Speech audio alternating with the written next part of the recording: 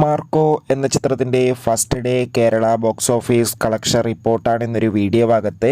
വീഡിയോയിലേക്ക് വരുമ്പോൾ video like ചെയ്യുക, ചാനൽ സബ്സ്ക്രൈബ് ചെയ്യുക. ഡിസംബർ മാസം ഇനിയും ധാരാളം ചിത്രങ്ങൾ OTT റിലീസ് ചെയ്യുന്നുണ്ട്. ചാനൽ ഭാഗം പരിശോധിച്ചാൽ നിങ്ങൾക്ക് കാണാൻ വേണ്ടി സാധിക്കുന്നതായിരിക്കും.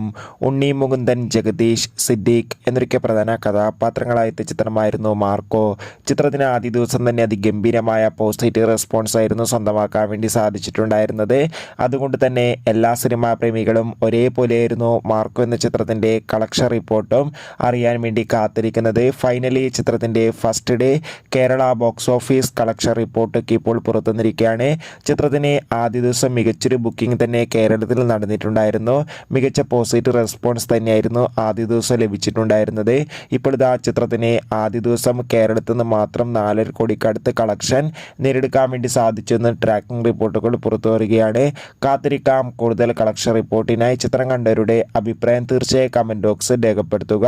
കൂടുതൽ സിനിമാ വാർത്തകൾ പെട്ടെന്ന് ലഭിക്കാൻ വേണ്ടി നമ്മുടെ ചാനൽ ഇപ്പോൾ തന്നെ സബ്സ്ക്രൈബ് ചെയ്യൂ. വീഡിയോ ഇഷ്ടപ്പെട്ടെങ്കിൽ വീഡിയോ ലൈക്ക് ചെയ്യുക.